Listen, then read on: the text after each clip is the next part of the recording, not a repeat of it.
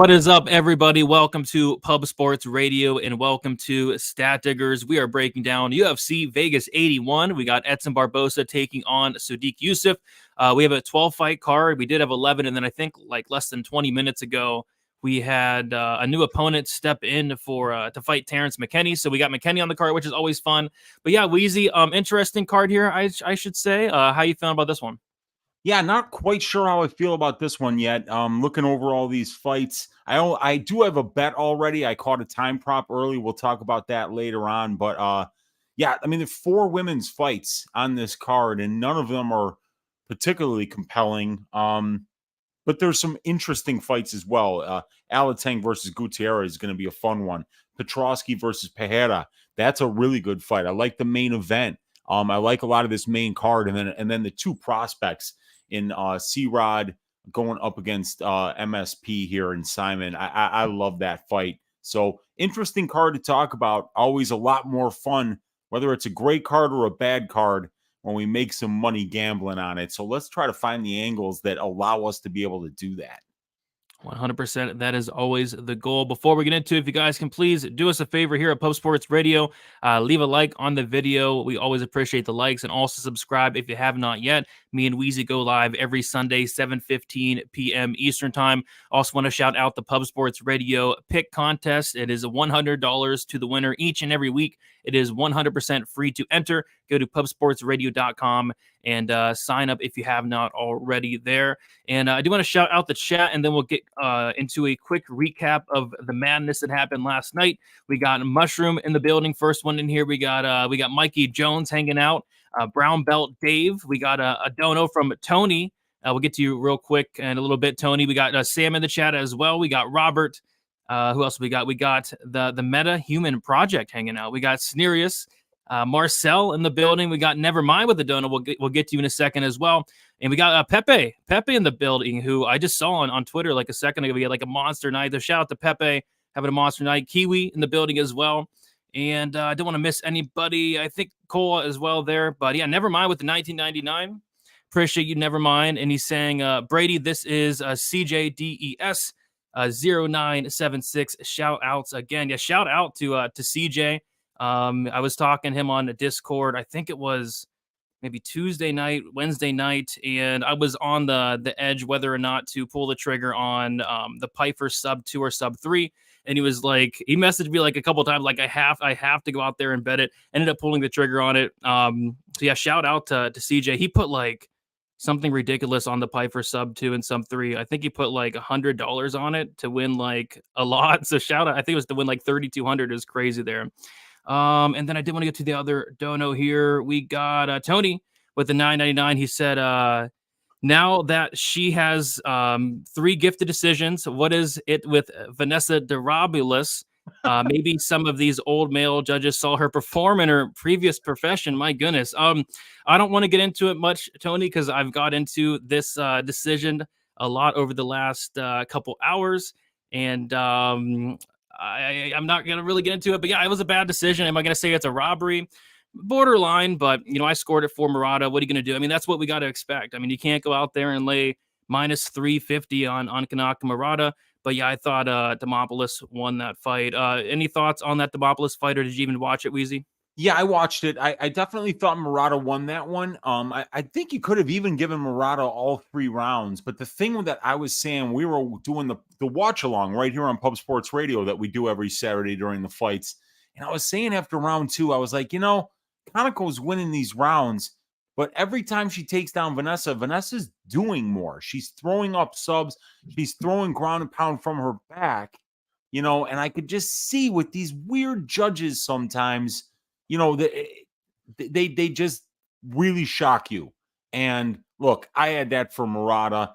I was sitting there with my face in my hands when Demopoulos got that decision. But at the end of the day, I guess it really didn't surprise me that much because Vanessa was incredibly active all 3 fights. All 3 rounds, I should say.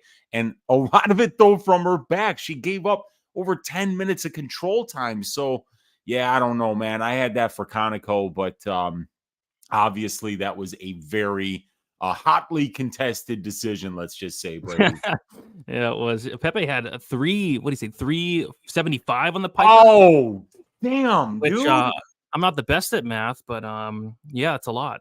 That's a lot, dude. That's like 10K, man. If you're getting 30 to 1, it's more than 10K if you're getting 30 to 1. He's about to be banned on FanDuel. I mean, they gotta ban him. I mean, that is Pepe, loan me $5 if you could. just $5, man. I could use it, dude. Damn, dude, that's a great hit. Wow. Yeah. I scored the first round for Demopoulos. The second round, Murata did get 4 minutes and 11 seconds of control. That is a lot of control. But in terms of the significant strikes, they were even at 9. And then in terms of the total strikes, we got to give Demopoulos the she did outland Murata 35 to 30. So by 5 strikes. Yeah. So there. Yeah. Even on the stats, that just makes no sense. Yeah. If you look at the stats too. Yeah. But some guy was like, kind of messaging me or whatever, not like tagging me on Twitter in a video, and he's talking about how Murata was split open, but I think she was split open by a head clash, they said. But I don't know. To be honest, I don't care. I didn't bet Murata. I didn't parlay Murata, so I could really care less. But I mean, it was a bad decision in my opinion. Yeah, me too. I had the fight doesn't go to decision there. It went to decision, so I wasn't happy about that already. And then the decision happened. I was like, whoa, this is a wild one. Hello, it's Sunday. I go live every Sunday. Don't you know that? No, I'm not being mean. All right, I love you. All right, drive safe. Bye. I mean, every Sunday for the past how many years, Weezy? We've been going live and get we can move on. I thought you were doing a bit. Oh no, I thought you were doing a bit there. Oh, there's no bit. There's no bit.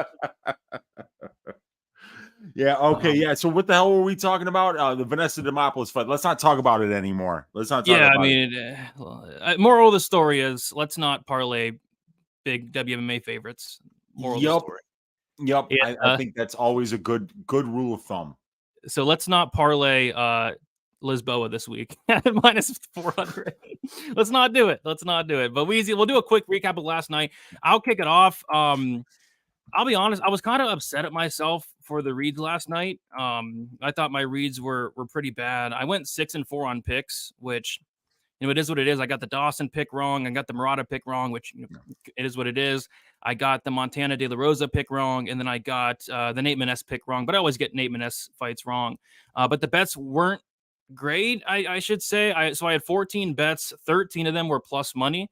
And I only hit 3 of those bets. The bets that I did hit, though, I had the Dober KO1 plus 200.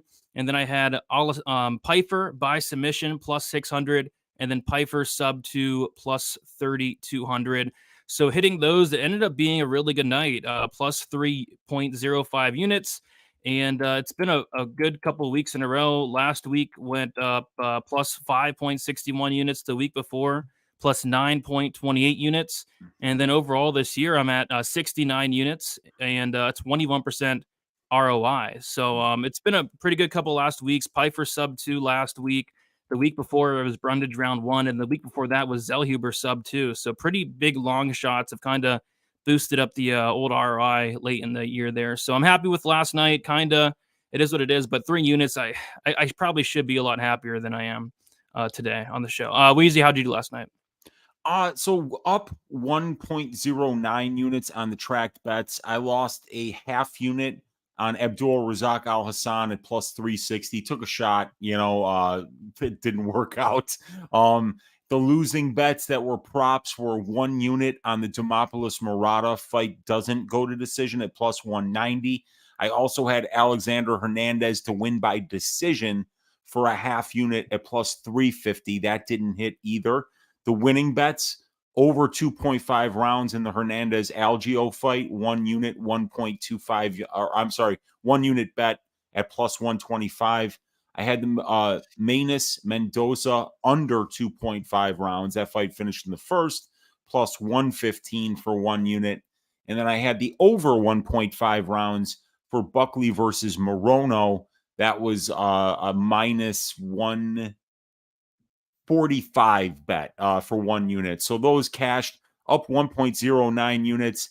I was already counting my money, Brady. I had hit 2 greasy 4-leg parlays in a row, and it was about to be 3. Hit leg number 1, which was the under 2.5 for Yanez Mendoza. Hit leg number 2, which was the over 2.5 for Hernandez Algio. Hit leg number 3, which was the over 1.5 rounds for Morono Buckley.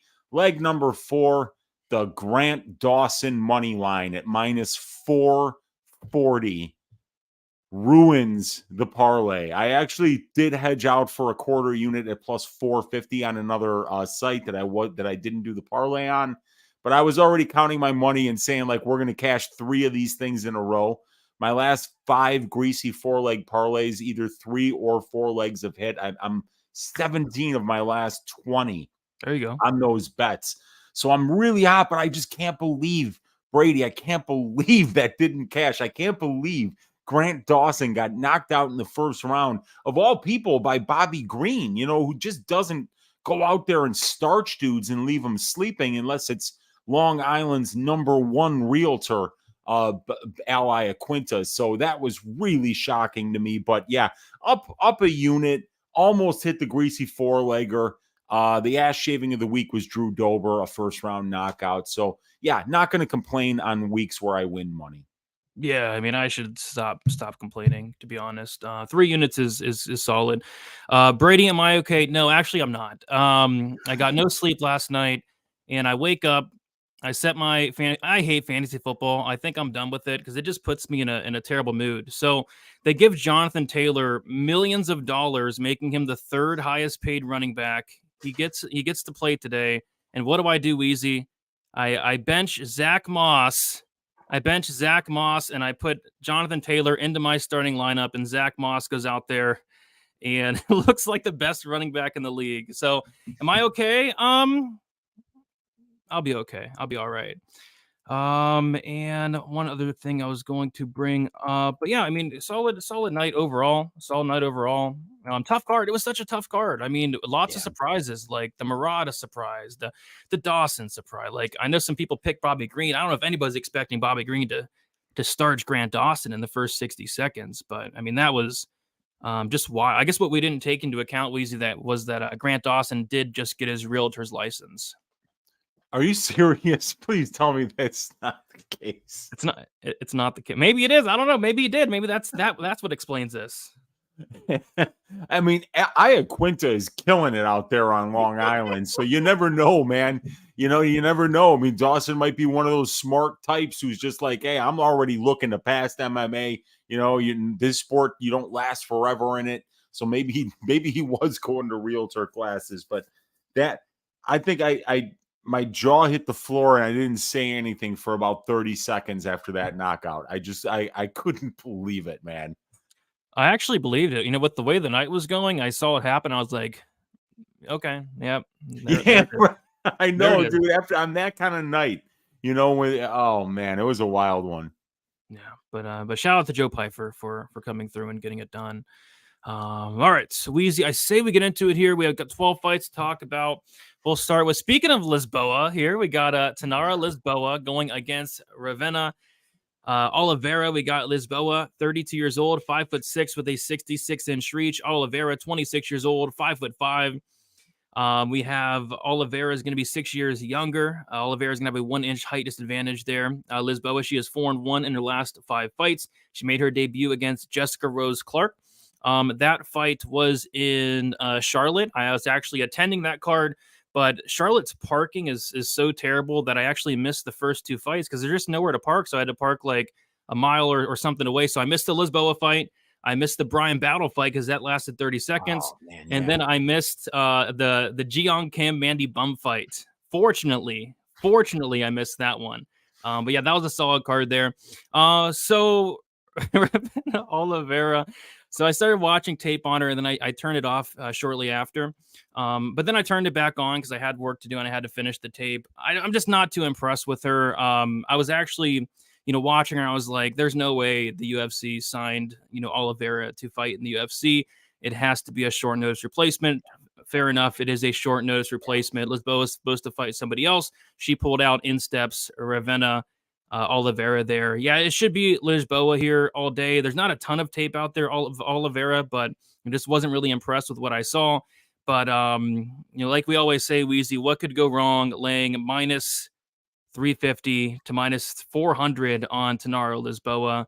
Probably a lot, but I think she should go out there and potentially get the win and potentially inside the distance as well. Weezy, what are your thoughts on this fight? Yeah, I mean, Lisboa's got that kickboxing background, and she's good, and then I watch Ravana Oliveira, and she's like coming out wearing this Wonder Woman outfit. I mean, come on, man. Wonder Woman, what year is it? That's ridiculous. So I don't know, man. I think Lisboa is probably just going to kick this girl's leg off. I mean, Oliveira's okay.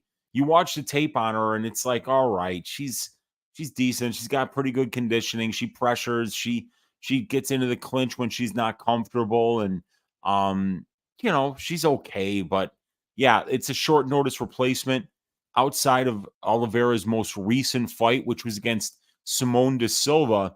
And Simone de Silva went into that fight with an 8-5 record. Here are the opponents' records at the time that she fought them: 0-0, 0-0, 0-0, 1-1, 0-1, 0-0, 0-0, 0-1. Wow. So, I mean, what the hell do we know about this girl at this point? I mean, I watched the Amaral fight. She got a submission, rear naked choke a little bit into the third round there. I see Amaral is 0-2 in her career, and so what can we really take from that? She fought Waleska Sosa, who actually has some fights. She's 4-3, is Waleska Sosa as a professional. That was her debut when she fought Waleska. She lost that fight. I don't know how she lost it because it was, I mean, and then you look at you look at the promotions that she's fighting in. Croco Combat, Grand Fighting Championship, Premier Fight League, Imperium MMA Pro, Piedmont Fight, Epira Fight Combat 2, Demo Fight, MC Fight, and LKC. It's like a new promotion every time. And it's none of the promotions or promotions that I've heard of. Did she fight on Street Beefs? No, she's not on Street Beefs, but Okay, she did have a draw on Croco Combat. Croco Combat. Gosh. So, I mean, she made her debut in 2017, fought once in 2017, once in 2018, twice in 2019, 3 times in 2021, once in 22. She's already had 2 fights this year, and one of them was July 15th. The next one, less than a month later, August 12th. And now she is fighting less than 2 months later here against Tainara Lisboa. So, I mean, we don't, I found 2 fights of hers online. There's not really even any tape.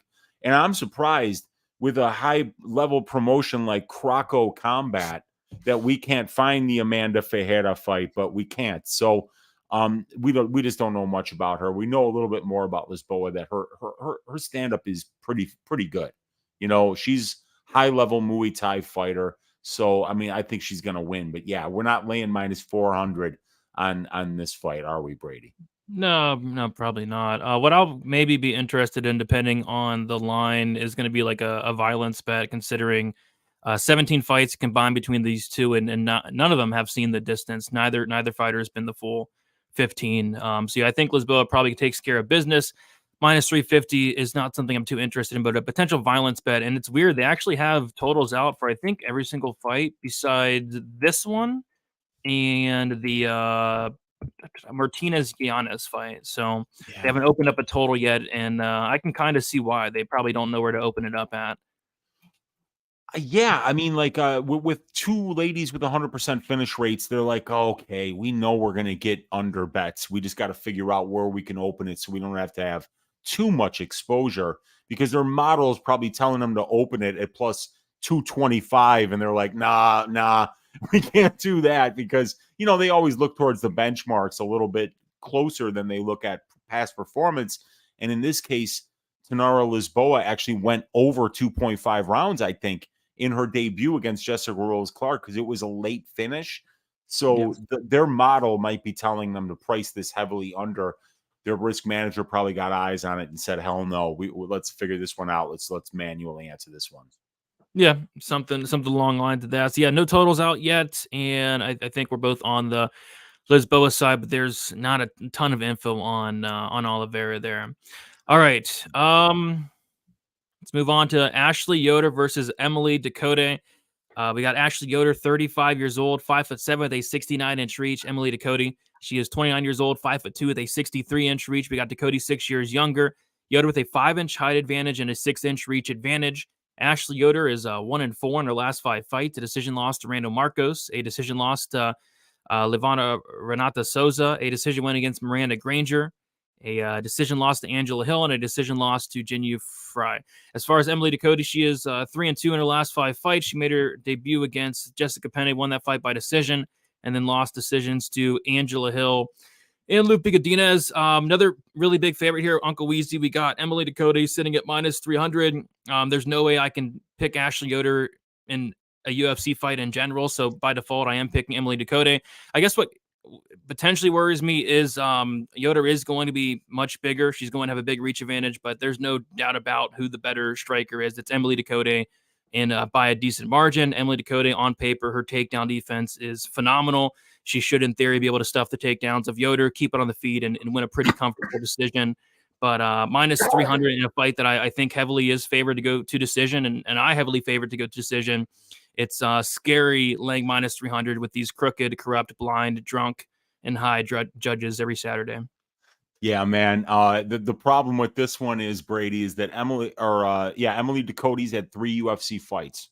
Ashley Yoder's had 10 UFC fights. Of those 13 combined fights, every single one of them has went to decision, right? So Ducote's not finishing anyone. She's not getting finished. Ashley Yoder's not finishing anyone. She's got 7 UFC losses, Brady, and she's never been finished. So she's a tough girl. Yep. So, yeah, now you're laying minus 300. We just saw it with Murata last week. You know, you don't lay minus 300 on a fight where it's going to be minus 450 for an over 2.5 rounds or something in that neighborhood. So, yeah, this one definitely probably does go to decision. But look, I mean, Ashley Yoder is on a 2-year layoff. 2 years, right? She's 36 now. She was terrible when she was 30. You know, she's not getting any younger. She has not been busy lately. I mean, Emily Ducote has probably fought 5 or 6 times since the last time that Yoder's been in the cage. And she's been in there against Lupe, against a veteran like Angela Hill, a veteran like Jessica Penne, Alicia Zapateller, Danielle Taylor before that, you know. The last time we saw Ashley Yoder, when we already knew that she wasn't a great UFC fighter, she's losing a unanimous decision to Jinyu Fry. Oh, yeah. So, like, maybe we should back up the truck on Emily Ducote at minus 300 here, because it's kind of hard to see her losing this fight. She should absolutely destroy Ashley, a 36-year-old Ashley Yoder, unless, like, Ashley's just been going to the doctor and getting some kind of supplements that would make her into a super soldier, and she would come back looking better than she ever has, which wouldn't even be that great. But yeah, dude, I mean, I think Ducote probably just smokes her here. I don't know why Ashley Yoder is coming back, and I don't know why the UFC just doesn't eat the rest of her contract, because, I mean, you know, 3-7. I think 2 of her wins are against the same person. The wins are against Miranda Granger, Suri Kondo, and Amanda Cooper, now Amanda Brundage. She's lost to Justine Kish, Angela Hill, Mackenzie Dern, Randa Marcos, Livia Sosa, Angela Hill, and then Jinyu Fry. Yeah, this is probably going to be Emily Ducote all day. Yep, I agree. I think it should be Ducote all day. I think she wins probably every single round, and then I think the judges score it 29-28 in favor of Ashley Yoder, and I think that's exactly how it goes there. Over could be a potential parlay piece, although it's extremely juiced. Over is minus 350, which probably isn't wide enough. That's not even 80% there. Yeah, like I think when Jasdavicius and Cortez fought, that over got to something like minus 475 on DraftKings.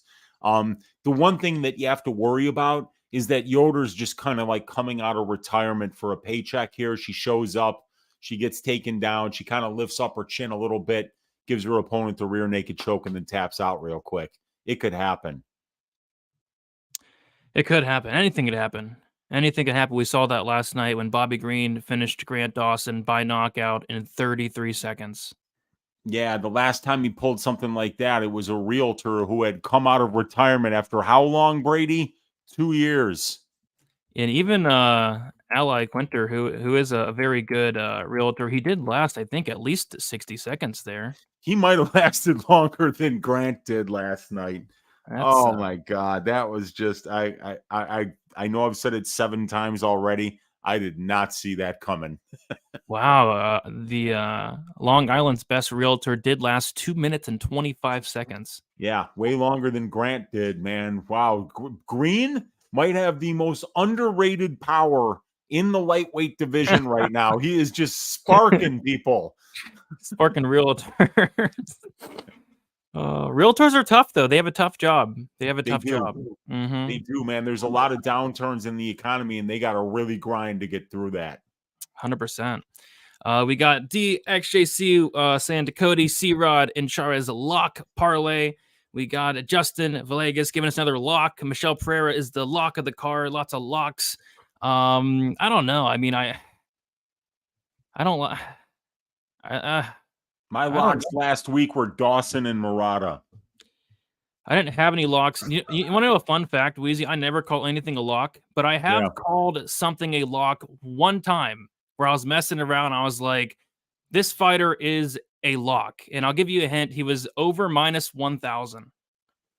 And he lost. Was it Romanov against Chase Sherman?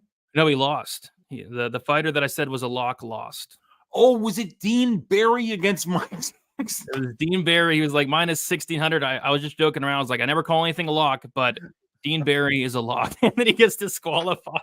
So the one time I said something was actually a lock, it lost. So that's I try not to call anything a lock. It is MMA, and we've seen just crazy things happen. Like what was that? Maria Agapova, Shanna Dobson. Oh, we've seen some wild thing. Fluffy Hernandez submitting Rodolfo Vieira. Ooh, good times. That was a wild one, man. That was a wild one. Yeah, I mean, Corey McKenna should have been. I mean, Corey McKenna. I hope they run it back. McKenna versus Elise Reed. Do you think McKenna would wrestle this time? Do you think she'll? What would McKenna be if they ran that back? She would probably minus 600 this time. God. We got her at like minus 180, and she blew it. She blew it. Oh my gosh. Let's move on. All right, Weezy. We have a good fight here. I'm actually looking more forward to this fight than the original matchup. The original matchup was Michelle Pereira versus Marc-Andre Barriault, which I thought was kind of going to be okay, but it's not going to be this fight. We got Andre Petroski is stepping in here on short notice. We got Petroski. He's 32 years old, 6 foot with a 73-inch reach. We have Michelle Pereira, 29 years old, 6'1" with a 73-inch reach. We got Pereira, 3 years younger with a 1-inch height advantage and same reach there. Andre Petroski, 5-0 in his last 5 fights, a knockout win against Michael Gilmore, a submission win against that bum Yazong Hu, a submission win against Nick Maximov, a decision win against Wellington Turman, and then a decision win against Gerald Mearshart. As far as Michelle Pereira, also 5-0 in his last 5 fights, submission win against Salim Imadaev, a decision win against Chaos Williams, a decision win against Nico Price, a decision win against Andre Fiallo, and then a decision win against Santiago Ponzinibbio. So this fight is actually very interesting to me, Weezy. I'm really curious to hear your thoughts on it because first look, I was like strongly leaning Michelle Pereira, but the more I kind of looked into it, I don't know. Michelle Pereira on paper, his takedown defense is very, very good. But nobody's really went out there and tested that. He's not really fought, many grapplers whatsoever. Like you take a look at the fights of Michelle Pereira, And Michelle Pereira, let's see. Michelle Pereira, it's not even on there. I have to look it up. But let's see here. Michelle, there we go. All right, so Michelle Pereira has fought Santiago Ponzinibbio, striker, Andre Fiallo, bum, striker, Nico Price, striker, Chaos Williams, striker, Salim Imadaev, bum, striker, Diego Sanchez, washed, Tristan Connolly, grappler, and then Danny Roberts, chinny striker. Yeah. So he's fought one grappler, Weezy, in his entire UFC run. And in that fight, it was Tristan Connolly coming in on short notice, up a weight class. The only time we saw somebody go out there and try to grapple Pereira, he lost that fight. He looked horrible. He gassed out. So what I'm wondering is, first of all, I think both these guys are going to get very, very tired. I think these guys are going to get very, very tired here. I think they're going to look very tired. But the thing with Petroski, and it's in every single fight, he looks exhausted, the second, third round. But with Petroski, he's able to fight through it and still have a lot of success in third rounds. Petroski is like, even in the Mearshart fight, out of nowhere, he looked gassed, but was able to win a good amount of that third round. We saw him finish Gilmore in the third round. We saw him finish Zhang Hu in the third round. We saw him have success against Turman in the third round. So what I'm thinking is both these guys are going to get tired. What if it's Petroski that is going to be kind of the fresher guy in a gassed out type fight down the stretch there? So I don't know, though. It's a striker versus grappler matchup. We're going to really see Michelle Pereira's ground game tested for the first time since the Tristan Connolly fight. And one thing also to note is Petroski is not training with the Renzo Gracie Philly guys at the moment. And it looks like he was doing some work at, what is it? Bang Tao, Muay Thai, and MMA, which that was the, what was that? That's in Thailand. Yeah, it's in Thailand. It used to be the, it used to be Tiger Muay Thai. Yeah, Tiger Muay Thai. So it's now Bang Tao Muay Thai. So he's training there with whoever's over there. So, good gym over there. So yeah, he's in Thailand. So maybe we see Bangkok Petroski show up this fight. Yeah, well, it's maybe that's why because Pereira was supposed to fight someone else, right, Brady? Barrio, I think. Marc-Andre Barrio, yes, sir. Okay, so yeah, Petroski steps in, and maybe this is, he's been training there, so maybe he wants to test out his striking against somebody that's probably going to make him strike. I mean, Pereira's got, really good takedown defense, 94.44%. He's stuffed 17 of 18 takedowns against him in his 8 UFC fights.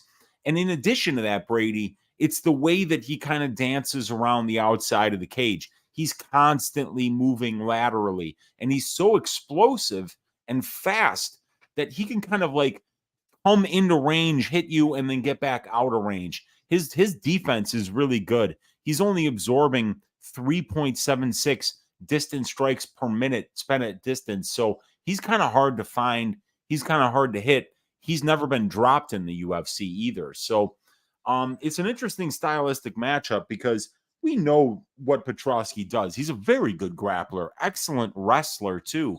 He's one of those guys who blends his wrestling and his jiu-jitsu together really well, where he can get you down, and then once he gets you down, you're probably going to stay there. He can use that wrestling to get you down, and then blend to his jiu-jitsu to keep you there, and then to start to hunt for those submissions from top control. He tends to really love that arm triangle.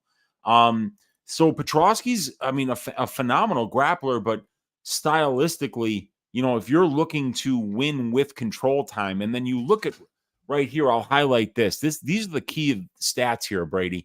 Andre Petroski right here, 46.7% of his 59 minutes in the UFC octagon is spent at distance striking range, only 47%. So more than half of his fights take place in control time positions. For Pereira, 82%. And here, here's the other thing is that Pereira is not really good at getting control time. Pereira's got 11 takedowns and he's only allowed 1, but Pereira actually has less control time than his opponents do. So, this is a situation where the inefficient Michelle Pereira, if he's unable to keep this fight standing 82% of the time, and the closer and closer that control time number gets towards the Petroski side, where you're looking at 50% control time or 53% control time, that's when you see Petroski really start to take over this fight, because we really don't know how Pereira is going to respond if he does get taken down. If Petroski does pass the half guard, he could potentially get a submission here, get some ground and pound, really make Pereira look bad on the ground. Pereira has been subbed once in his career, but he's only been finished twice in 11 losses. The way I went with this one, Brady, and it's still an excellent bet, I went 2 units, which is twice as big as I usually go, on the over 2.5 rounds for this fight at plus 150, which is where it opened. And according to my prop template, let me get those numbers up here for you guys. We've got Petroski. 4 of his 5 UFC fights have went over 2.5 rounds. And for Pereira, 7 of 8. So combined, 11 of their 13 combined UFC fights, or 84.62%, have went over 2.5 rounds. Right now, you can get the over 2.5 rounds at plus 115. It's a massive trifecta bet. You're paying 46% on the implied probability of the line, Brady, and 84% of their combined fights have went over that number in a 13-fight sample size. So it's one of the best bets on the card data-wise, completely mispriced by the books. I hit it for 2 units at plus 250 or at plus 150. And what's up to Lou Betcha? I see our guy Lou Betcha is in the room. Wait, you got it at 150? I got it at 150, the over 2.5. Holy crap. Yeah, it's plus 115 now. So you're getting the CLV lately, man. Well, I told you right when I bet that, dude. But I don't bet overs, though. And you were talking about how great of a bet it was, how all their fights go over. And I'm sitting there saying, why isn't he betting this? And I'm like, oh, that's right. Brady is like, he's going to live a really long time because he doesn't bet overs, which takes years off of your life. I don't. And I'm having success not doing it. So why do something that I don't know. But yeah, I mean, I agree with your bet. But I think I'm going to pick Petroski here. I went back and watched that Tristan Connolly fight, which, maybe he gassed himself out dancing, but yeah, he definitely did, dude. But just the way he looked in that, second, third round, especially, he was dead tired. Like Connolly almost finished him in the third round. So I kind of lean Petroski here, and but I don't know. I'm kind of low on Petroski but he keeps proving me wrong. I always talk about how terrible his cardio is, but he goes out there and either wins third rounds or wins in the third round. So I think he's one of those guys where he just looks exhausted, but he can absolutely fight through it. Yeah, he absolutely can. And I mean, there are some of the guys that do that where they have their mouth wide open, they look exhausted, and they just keep going. Dricus du Plessis was the best example of that, man. He'd look exhausted, and then he'd be like, oh my God, he just threw a 14-punch combination. What the hell is he doing? He's supposed to be tired. Yeah, I mean, that was wild. Yep. Sometimes they're in. And by the way, Petroski's not rocking that blonde hair. Yeah, good. I'm glad. It's a much better decision, man. It didn't look good on him either. It didn't, but I mean, he's winning fights with it, though. He's winning fights with it. So, but he's rocking looks like the darker hair this time around. So we'll see if moving to Bang Tao Muay Thai, that was an interesting choice. But yeah, that's where it looks like he's been doing some work lately. Like it. Yeah, round out the game. Why not, man? His grappling is already phenomenal, so why not get a little bit of work on your stand-up there? 100%. Love it. All right. Oh, by the way, the line on this one. So it was actually weird. I was up like super early, couldn't sleep. Woke up at like 8 o'clock in the morning, and I still missed these openers. I guess I'm not good at catching them nowadays. But so Pereira opened up plus 190. And he was there for like 5 to 10 minutes, and then he went all the way to minus 105. I would have bet Pereira at plus 190. I think this is probably a close to a 50-50 fight. And then now Pereira is sitting at minus 135. So I'm kind of leaning Petroski, but the short notice definitely scares me a little bit. This fight kind of scares me in general, but I'm with you, Weezy. I think the fight does go over. Plus 150 is a phenomenal line there, and you get your CLV trophy. Hopefully you can cash it. You hit CLV on 2 bets last week, and they both came through, right? The overs and the under in the Mendoza fight, and then one more, right? Yeah, the under in the Mendoza fight and the over in the Algio Hernandez fight. Those both hit pretty Man, comfortably. nice. Yeah, so those were good. Got some CLV there, got some CLV on this one, but nothing else really stuck out on the over under. Maybe these things have settled into places where we can talk about them, but we'll go over them one by one. I mean, this is going to be an Yeah. interesting card to say the least.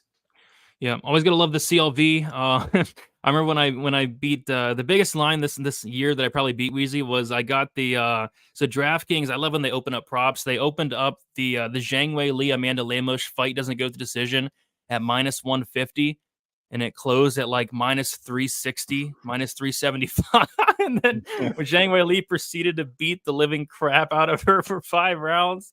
So yeah, you gotta love it. You gotta love the CLV. You gotta love that. I think that was the card where I bought my CLV trophy because I deserved Yeah, it. yeah, you I deserved it. absolutely deserved it. When you get a -150 that closes at -360, you're doing a dance.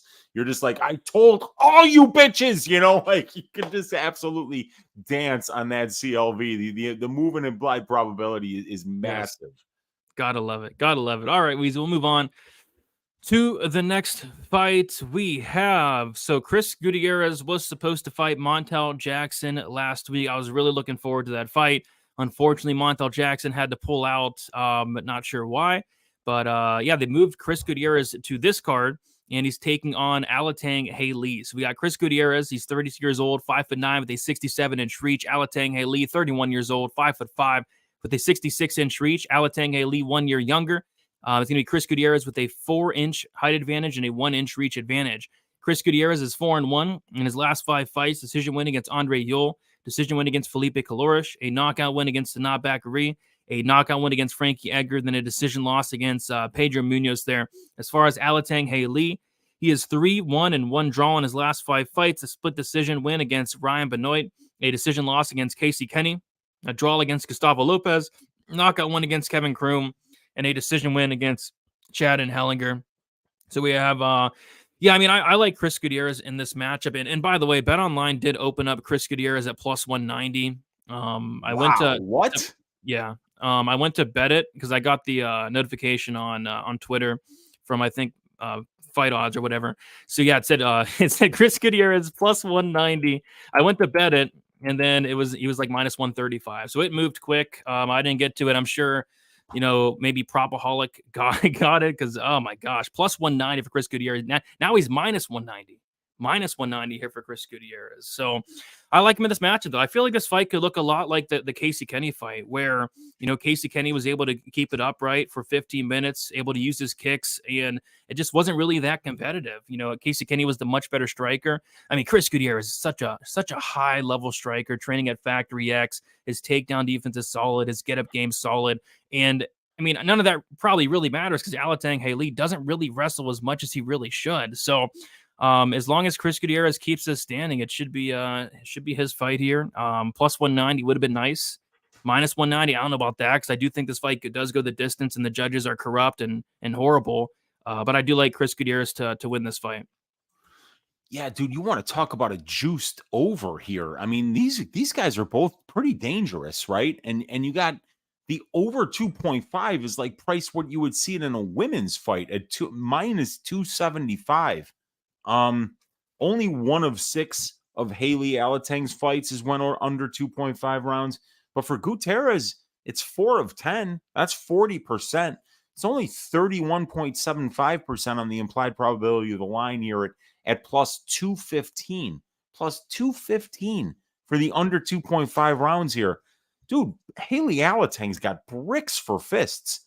This guy hits really fucking hard. So I wouldn't be surprised to see Heili potentially get a knockout here.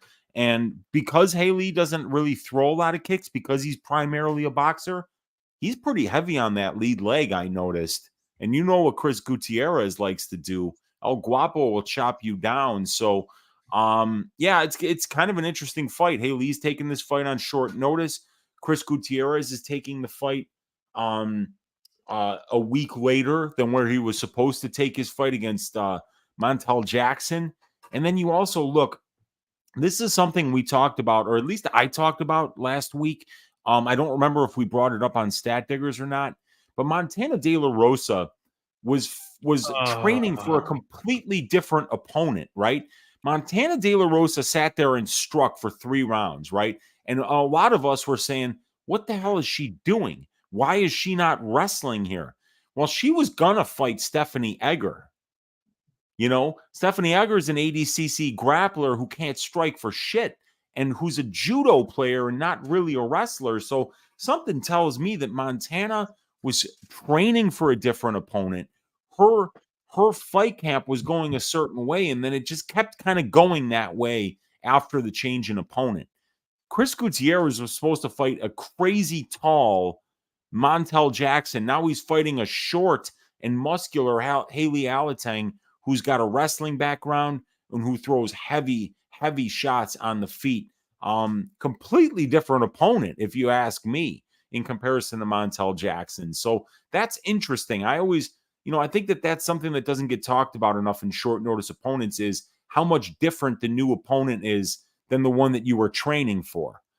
In this case, pretty different. So Heili's going to land big shots on the feet. But, I mean, you look at the significant strike differential, positive 2.77 at distance for Chris Gutiérrez, negative 1.36 at distance for Heili Alateng. So Heili's kind of happy to be low volume at distance and look for that big shot.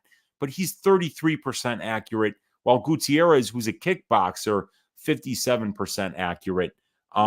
We've seen Heili finished in 4 of 8 losses. I do think Chris Gutiérrez probably wins this one by decision. Yeah, I think it should be a pretty easy fight to pick here. I think Chris Gutiérrez gets it done. Gutiérrez by decision, but this money line's kind of getting out of hand. I mean, it was like minus 135 earlier today. I guess I could have hit it there. But now it's minus 190. I don't have a ton of interest at minus 190. So that kind of sucks, but it is what it is. And I think we can move on to the next fight.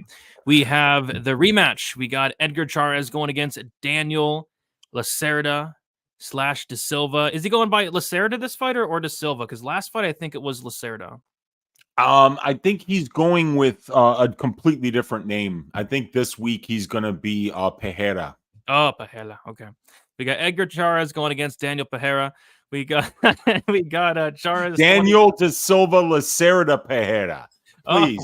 Oh please, Brady. Yeah, it's just the different, it's got to end with a different name every time here. He's trying the new name because he's 0-4 with the no contest thus far in the UFC. He needs a new identity. But I think the chest tattoo will give him away. Yeah, let's just call him Dan. We got Dan. He's 27 years old, 5'6" with a 70-inch reach. We got Cháirez, 27 years old, 5'7" with a 72-inch reach. Same height there. Cháirez 1-inch height advantage and a 2-inch reach advantage. Cháirez is 2-2-1 no contest in his last 5 fights. Decision loss against Clayton Carpenter on the Contender Series, and then he bounced back with 2 wins outside the Contender Series. Made his debut against Tetsuro Taira, I believe, on short notice. Lost the fight by decision. Obviously, the no contest with Daniel Lacerda. As far as Lacerda, he is like 0-4 and 1 no contest in his last 5 fights. Knockout loss against Jeff Molina. Submission loss against Figueiredo. A knockout loss against Victor Altamirano. And a knockout loss against CJ Vergara. Then a no contest on against Edgar Cháirez. So I actually congratulated Daniel Lacerda on his no contest, because that was probably the best outcome he's had thus far in the UFC. So, shout out to Daniel Lacerda. You went out there and you didn't lose. And I think that's probably the closest to a win he is going to come to in the UFC. It's kind of interesting. Daniel Lacerda, De Silva, whatever you want to call him, he was a pretty popular underdog the last time these two were supposed to fight, but since it's been rebooked, the line is a lot wider than it was last time. Cháirez is like minus 300 this time around. What I thought, we can go back and look at the fight. What I thought was kind of interesting with Daniel Lacerda was he fought completely different. He really took his time. And I remember, going back and watching that fight, and the announcers were talking about, this is the first time he's really taken his time. And when he's taken his time, you can actually see that his defense isn't great, because he was getting hit, pretty cleanly. And they were saying how his offense is typically his defense, but he didn't really bring a lot of offense into the table. So he was getting kind of outpointed by Cháirez, and then he just started to wrestle. He got his neck snatched up, and then obviously there was the whole Chris Taglioni situation where he didn't tap. His arm looked like it may have went limp, but he was not out, and then it turned into a no contest there. My prediction in that fight the last time was actually a Cháirez second round submission. I think I'm going to keep that. I think Cháirez second round sub for me. Nothing's really changed. But yeah, give me Cháirez to get it done. And again, shout out to Daniel Lacerda with the no contest. Better than getting finished. Yeah, definitely better than getting finished. That was a tight choke. You got to believe that he wasn't getting out of that. There was a lot of time left in the round. But you know what, Brady? I got to tell you, man, I'm probably going to bet Lacerda this week. Wow. Here's the one thing. Here's the one thing that I think you and I can agree on. Will the Lacerda bet be terrible, after the outcome? Yeah, but the answer is potentially definitely yes, right? It could absolutely be terrible. But here's the other thing that I also think you would agree on. Do these rematches ever go exactly like they went the first time? No. I mean, almost never, right? Now, once again, would I be surprised if Lacerda was sleeping 45 seconds into this fight? Absolutely not. But would I be surprised if this one went to decision? You know what? This one kind of reminds me of a while back. Tim Means fought Alex Oliveira, and he just kicked the shit out of Alex Oliveira for the first 95 seconds of the fight. And then while Oliveira's down, Means knees him in the face. So it winds up being a no contest. But Means was this close to finishing him, and he just made a mistake while Oliveira was hurt and kneed him when he was down. The next time out, they fight, and Alex Oliveira gets the win. I mean, beats Tim Means pretty cleanly, and Means was a massive favorite, right? There was a little bit of value on Lacerda last time. It was too wide of a line. Dude, Edgar Cháirez shouldn't be minus 300 at the UFC level against anybody. He's good. He's just not great, though. He's not great anywhere. But this guy was... What's that? What surprised me is Lacerda only landed 4 strikes. Yeah, he's probably trying to change things up a little bit. He's probably a little bit in flux about where he is right now. But that doesn't work. We saw McKinney try to change things up, and it didn't work out. Like what makes Lacerda is he's a crazy wild man. He's not a technical fighter, which he was trying to be last time. Well, I think where he really does best is when he's fighting cans on the Brazilian region. Yeah. And then he comes up here and it just doesn't work out for him, and it's really not that surprising. But yeah, it's a no contest last time. And something tells me, Brady, that Cháirez is going to wind up minus 350. And everyone's going to think that the rematch is going to take place exactly like the first fight. And I'm telling you, that's one of the biggest traps in MMA gambling, is thinking that because a fight already happened, that it's going to happen the same way the next time. It almost never does, you guys. You got to trust me on that. So it's knockout this time for Cháirez. Yeah, it could be. Yeah, I think maybe it is a knockout this time. I mean, the dude hits hard. So he does, yeah. But when I say that I'm probably going to bet Lacerda, you guys got to understand that, I think that this line is just going to keep going because people remember, because it was just a couple of weeks ago that Cháirez was dominating this dude. And it just might not take place the same way the second time. And if you're getting a guy like Lacerda at plus 300, plus 325, then maybe it's worth it. And I think later in the week you might be able to. Kind of surprised you want to bet him. Maybe the first. I would say maybe the first round prop, but it doesn't look like he wants to finish anybody now. I don't know. I'm saying I might bet him, Brady. I'm saying I might. I definitely haven't yet, and I may wake up tomorrow being like, "What the fuck did you say on Pub Sports Radio last night?" Oh. But I do have a feeling, Brady, that this is going to get to be minus 400, minus 450 for Cháirez here, who's already minus 270, and he opened at minus 225. He's been at minus 300 already for a minute. I mean, I think it's getting a little bit out of hand. Yeah, nothing's wrong with passing though. Yeah, that's true. That's true. Yeah, I don't know. Nothing's probably playable for me in this fight.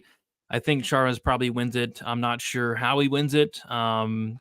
but the under is juiced -195, which I don't like. I don't like at all, -195, just because it does look like De Silva is trying to kind of change up his game. He's not going out there and being wild, and it probably still does finish under 7.5 minutes, but it looks like De Silva is like really changing things up. Like I said, only landed 4 strikes in his last fight. Just really slowed things down. So yeah, give me Cháirez, and probably won't be betting this fight. Yeah, and I mean, like right now, I don't think I could get to -195 on that under 1.5 either. Maybe as a parlay piece. I mean, 71.5% of these guys' 7 UFC fights have went under 1.5 rounds, but yeah, it's Silva, he's never it's been a over couple of 1.5. really juiced lines for the obvious outcomes here. Can I interest you in -280 for Cháirez? Can I interest you in a -195 for a flyweight under 1.5? Yikes. Yeah, you're right. I think the smart thing to do would probably be just to stay away. Yeah. What would Tetsuro Taira do to Lacerda? He would submit him in the first round. Very nasty things. Yeah. Very nasty things. But Cháirez is not Tetsuro Taira. That is true. He's not as handsome, and not anywhere near as handsome as Taira. No. Taira's very handsome. Very handsome. Kaneko Murata handsome. Let's move on to the next fight. Weezy, we have.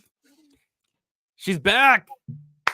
Yes. She is back. We have Irina Alekseeva, aka the Russian. What do they call it? The Russian Justin. Russian Ronda, baby. Russian Ronda.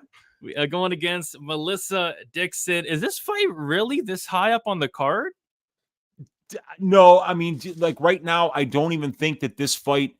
Oh, it is. No, it's not really. They've got it listed as the 3rd fight of the night, but they have 2 fights that aren't on the card. So okay, you're just gonna have to excuse. This is the order my spreadsheet is in because all 3 websites have a different order right now. All right, yeah, that makes sense. Yeah, so we got Irina Alekseeva making her big return, taking on Melissa Dixon, who is making her debut here. We got Irina Alekseeva, 33 years old, 5'8" with a 66-inch reach. Melissa Dixon, 32 years old, 5'7". We have Dixon 1 year younger. It's going to be Alekseeva with a 1-inch height advantage, and we got Alekseeva, who was 4-1 in her last 5 fights. Made her debut against Stephanie Edgar. She won that fight by first round submission. And then as far as Melissa Dixon, like I said, she is making her debut here. So yeah, that Irina Alekseeva fight was hilarious. I remember being so confident in Stephanie Edgar. I was very confident. A lot of people were. Everybody was. A lot of people parlayed her, I'm assuming. And I talked so much crap about Irina Alekseeva. I made fun of her haircut. I made fun of her. Remember her stupid little dance she did? Yeah. Then she missed weight by 5 pounds. And then I added on to my Edgar inside the distance bet.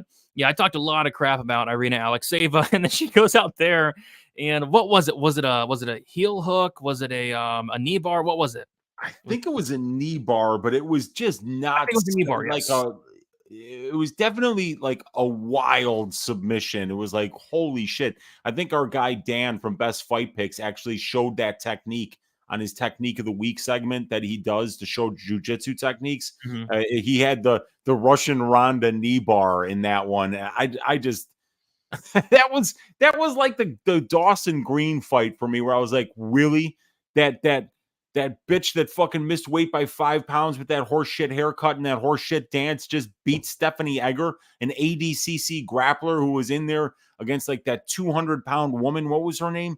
Gabby Garcia. She's out there grappling Gabby Garcia, and Russian Ronda's getting a knee bar on her. I just didn't see that coming. Dude. What? Did you find the video? Did you find the video? I did. I can play it. I'm going to add some of my own music to it. There it is. Look at that. Let's see if I can add some music to it.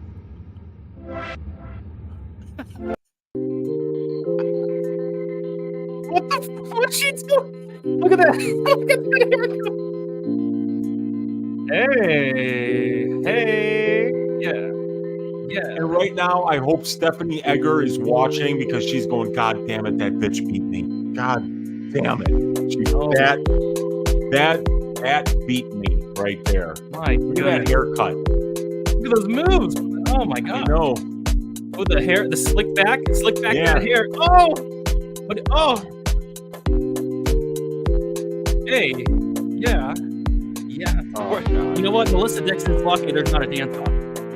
Take a bow, Alekseeva. And then at weigh-ins, she misses weight by 5 pounds, Weezy, and this is her reaction to missing weight by 5 pounds. Watch. 140 pounds. Watch. Slick back. Yeah. Let's jump back. Yes. I missed weight by 5 pounds. And then she went out there and knee-barred Stephanie Edgar. Edgar was anywhere from minus 400 to something crazy. I bet the under, and then I bet Edgar inside the distance. The under hit, and then the Edgar inside the distance obviously didn't. I don't know. I don't think she's that great.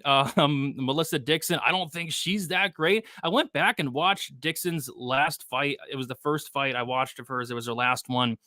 And she was fighting a pretty good striker. And I was watching the fight, and she was just like eating punches with her face. It reminded me a little bit of Chris Moutinho. Like her striking defense was horrible. She was just eating it. But luckily, I think it's going to be a grappler fight here. I think grappler versus grappler. You know, Dixon, I've seen her get on top. Her ground and pound's actually very, very nasty. I don't know. I really have no words for this fight. I really have no words. I wasn't impressed with Dixon, but at the same time, I'm not impressed with the Russian Justin Bieber. Weezy, take it away. And when I mean take it away, I mean take it off the card. Get it off the card, man. Yeah. Yeah, we got Melissa No Mess Mullins Dixon coming here on short notice. And it's funny, you mentioned the fight against Daria Železniakova. And Železniakova was the one who was supposed to fight Irina Alekseeva here. So Železniakova pulled out of this fight, and then now Melissa Dixon, who just beat Železniakova, is the short notice opponent here for Irina Alekseeva. And yeah, I mean, she showed Irina Alekseeva, that is, showed no professionalism at all. And I'm not just talking about the weight miss, the haircut, the dance, and then you dance like that with the flex after missing weight. You know, she's not. I mean, I don't think she's all in here. She's 33 years old too. Only 6 professional fights. Yeah, man. I mean, I don't think she should be a favorite against anybody. And Melissa's strong. You know, she's got good ground and pound, but like you said, her striking defense on the feet is horrible. It's really bad. She is very easy to hit. Blocks punches with her face. But luckily, Irina Alekseeva couldn't hit water if she fell out of a boat. So, you know, I mean, I think that this will be close on the feet. And frankly, I think Melissa Dixon's the stronger girl here. I don't know who's bigger. We don't have any measurements yet on Melissa Dixon other than she's 5'7". So we don't know the reach. But other than that, you know, they're pretty close on experience. They're pretty close on finish rates. They're pretty close in age. And they're both grapplers first. I do know that Melissa Dixon just got her brown belt recently in Brazilian Jiu-Jitsu. So she's not going to be out of her depth on the ground with Irina here. So yeah, I kind of feel like, you know, Melissa's actually kind of a live underdog because, you know, I mean, this girl came in just looking like she was going to be a complete fucking disaster. And then she pulls a knee bar out of her ass. I got to believe she still stinks. She's going to have to prove it to me one more time, Brady. I'm going with Melissa Dixon here. All right. But I wonder if this will change your mind. I found an Irina Alekseeva hype video. Yes, let's check it out. All right, here we go.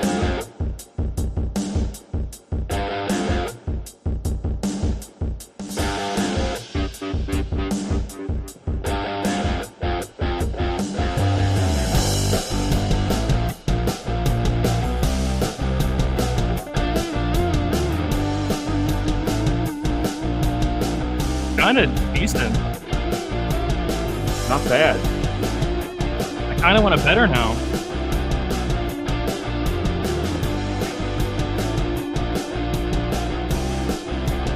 She's drinking. Ah! God. See. There was another hype video as well. Let's see. See what we got here. See if we can change the music. What do we got here? Ooh, okay.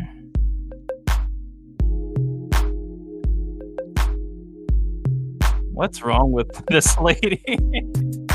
I hope Melissa Dixon kicks the shit out of this broad. I gotta tell you, Brady. I mean, somebody needs to beat this woman senseless right now. I am mad.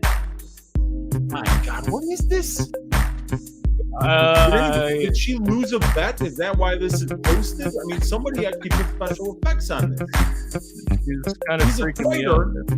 There's a heavy bag in the video, and she doesn't hit the heavy bag once, and she just dances. What is she doing now? Is she hopping out of the car? Don't dance. Is that her? That's not her. The Conor McGregor walk. That is her. Melissa Dixon, if you don't beat this girl senseless, somebody else is going to have the opportunity to be the first one to do it. What is? I don't know what's going on, man. What is going on? But yeah, she did get that knee bar. She's a musician as well. I wish I could play this. Maybe I'll play it in my own free time, but curious to hear what she's singing right now. I wonder if it's good. I bet it's terrible. Let me take a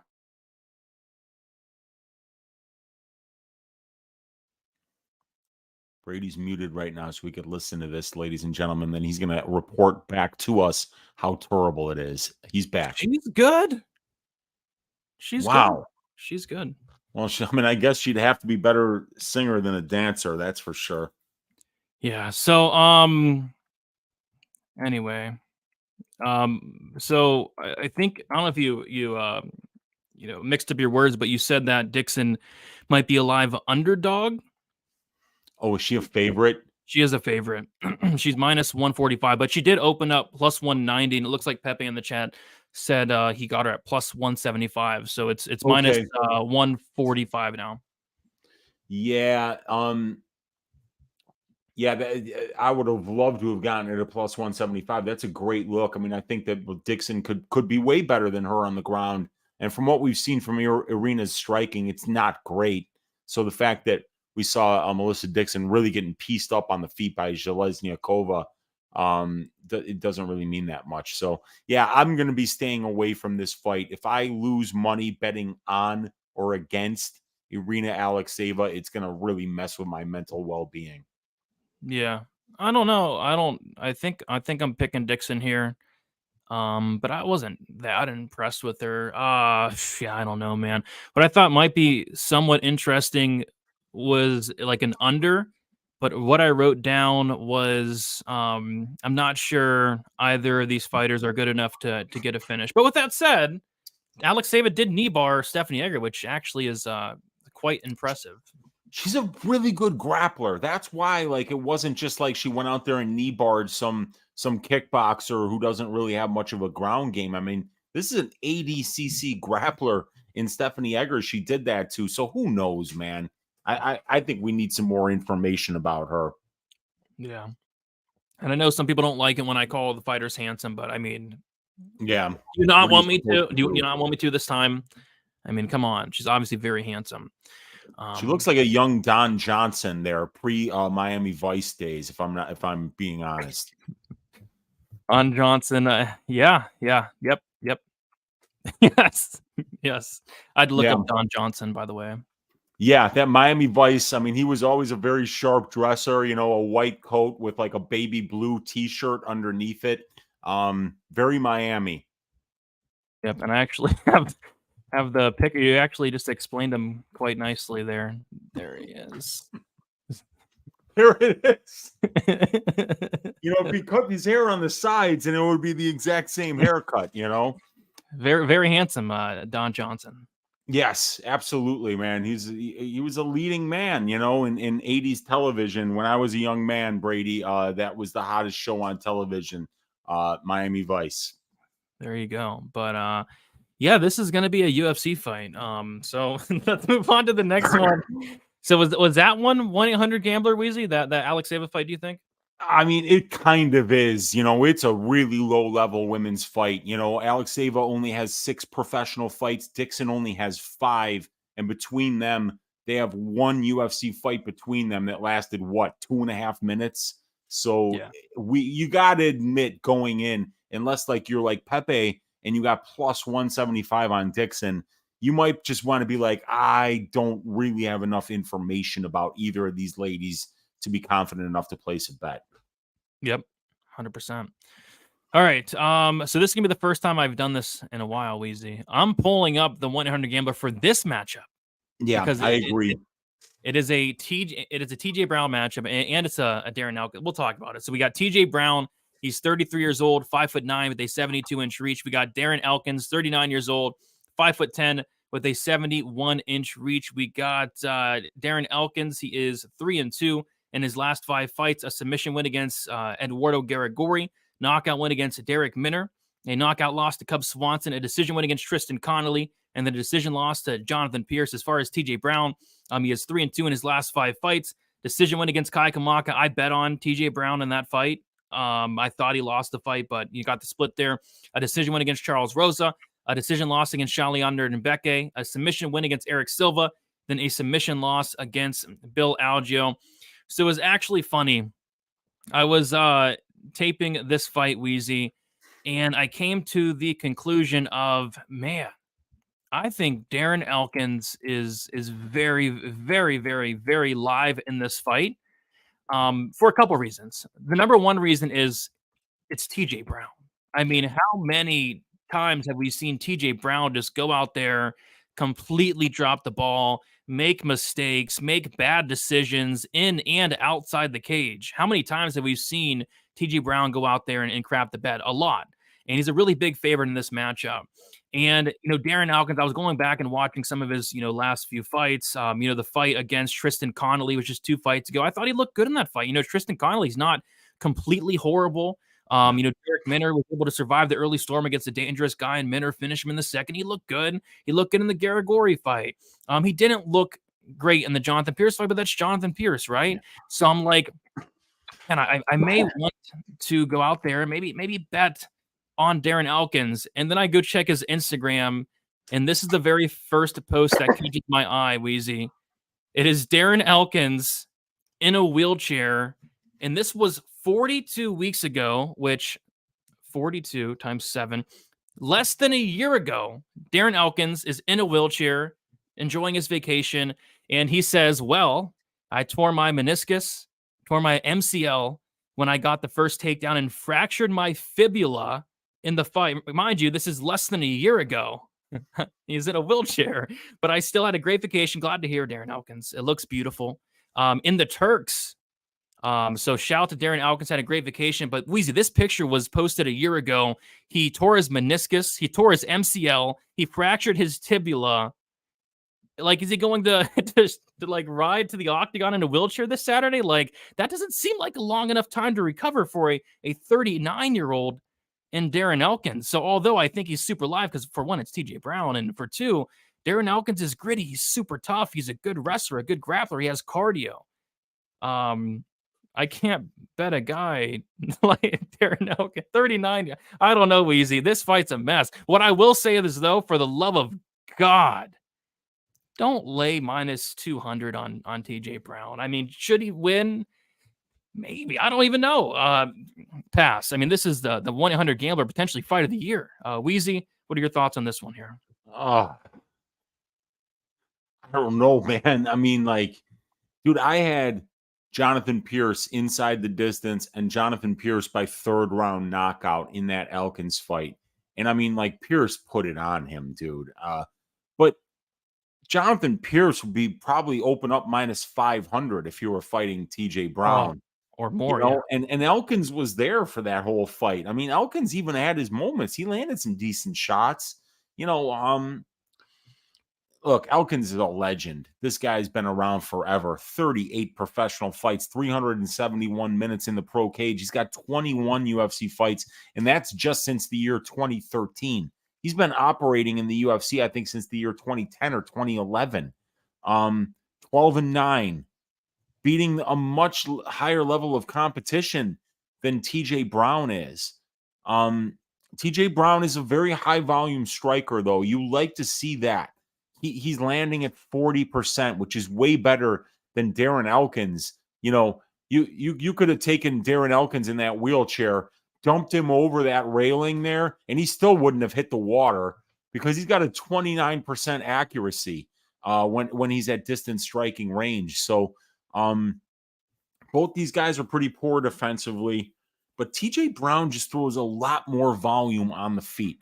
17.45 distance strike attempts. And he's more accurate and almost as defensively responsible as Darren Elkins. Both these guys are pretty high volume wrestlers. I mean, Elkins more so than Brown. And TJ Brown is boasting 29% takedown defense, Brady. 29% takedown defense. So, yeah, dude, if you're on the Elkins side, you can say a couple of things, right? All right. Darren Elkins going to be 1 inch taller. Darren Elkins has a pretty big experience advantage here, not only overall, but at the UFC level.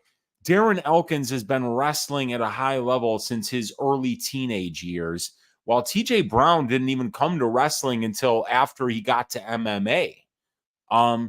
Darren Elkins is the better wrestler, and he's fought the way better brand of competition. And then you can finish with the most important piece of information here, and that's that TJ Brown stinks.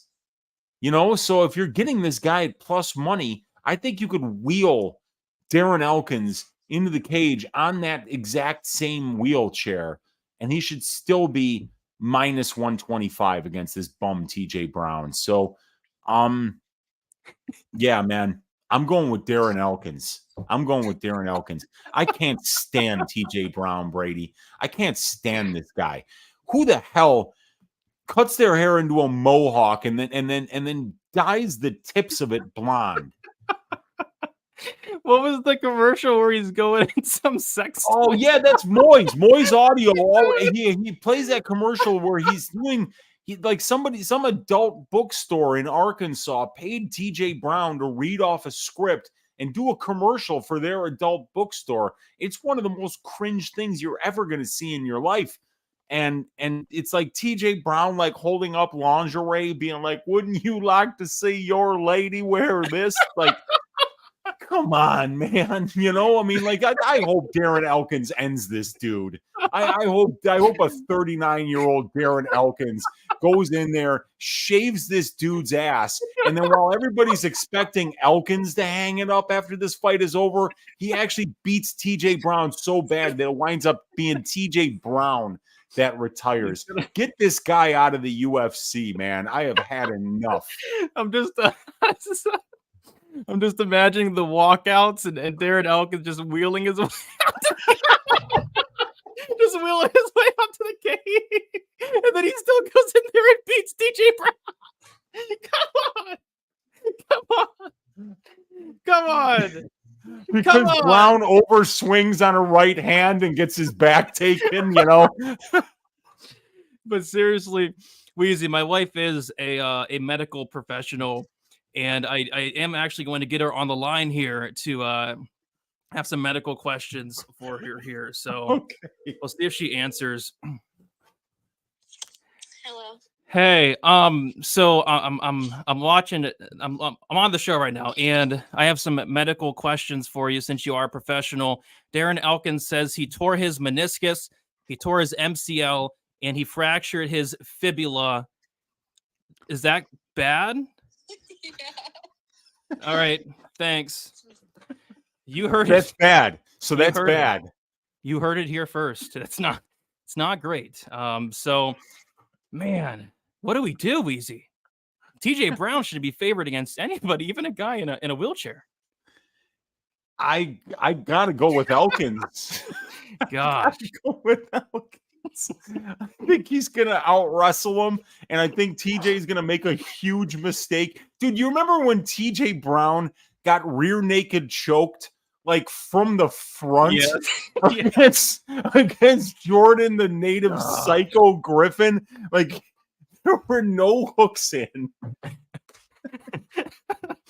It's ridiculous. Yeah, He I could think be winning 14 minutes of this fight. And then it could just go tits up in the last minute because he like tripped over some of his hair dye, got his back taken and rear naked choked. Yeah. Maybe you know what I might do? I might take a look at like an Elkins finish only. I think an Elkins finish only, maybe potentially plus money since he has a decent sized dog. Because is TJ Brown finishing Darren Elkins? Is anybody finishing Darren Elkins? Yeah, I mean, like he's been finished, but I mean, like Darren Elkins been in with some of the best guys in the entire division, and he's only been finished in 3 of his last 9 UFC losses. I mean, Jonathan Pierce didn't finish him, but I mean, like that fight probably should have been stopped, to be fair. Oh yeah. But you know, I mean, yeah, dude, I'm not laying juice on TJ Brown, man. That's where the orderlies come to your door and they put you in a padded room. Yeah. We got to get Moise to share that TJ Brown video of him going in there and showing around the lingerie. I mean, it was the most hilarious thing I think I've ever seen in my life. It's so cringe. It's so cringe. You might not even want to watch it. I'm gonna find the video by the time this show's over and hopefully play it on air. So we'll see if we can find it. But let's move on to an actual fight. We have probably the most intriguing fight on the card, at least for me. We have Christian Rodriguez going against Cameron Saaiman. We have Christian Rodriguez, 25 years old, 5'7" with a 71-inch reach. Cameron Saaiman, 22 years old, 5'8" with a 67-inch reach. We got Saaiman 3 years younger. Saaiman with a 1-inch height advantage and a 4-inch reach disadvantage. Christian Rodriguez, 4-1 in his last 5 fights. Had a contender series win by decision. Made his debut against Jonathan Pierce on short notice. Lost that fight by decision, but his stock absolutely rose in that fight. And then he beat Joshua Weems by submission, and then Raul Rosas Jr. by decision. We got Cameron Saaiman. He's 5-0 in his last 5 fights. Had a knockout win against Wang Kim on the contender series round 3. A round 3 knockout against Steven Kozlow. A decision win against Martinez. And then a first-round knockout win against Terrance Mitchell. So I think it's very safe to say that Cameron Saaiman is going to be taking a significant jump up in competition here, going from Terrance Mitchell, Martinez, and Steven Kozlow to Christian Rodriguez, who's a very good fighter. And Rodriguez has fought some good guys. Raul Rosas Jr., I know, people, can think what they want about him. I think Raul Rosas Jr. is going to be very good. He's still very young. I think the Jonathan Pierce loss, like I said, his stock rose. And then even Reyes Cortez is not a complete bum. So, yeah, I think it's going to be a big step in competition for Saaiman. Weezy, what are your thoughts on this matchup? Yeah, one of the things I really like about Saaiman is this dude is durable, man. I mean, I've seen him eating some clean shots and he can walk right through them. So one of the first things that kind of jumped out here is I felt like this might be a fight that goes over because I don't think anybody's really finishing Christian Rodriguez. I mean, if Jonathan Pierce isn't finishing him up a weight class on short notice, I don't really think that Simon's gonna. Yeah, I'm really looking forward to this fight.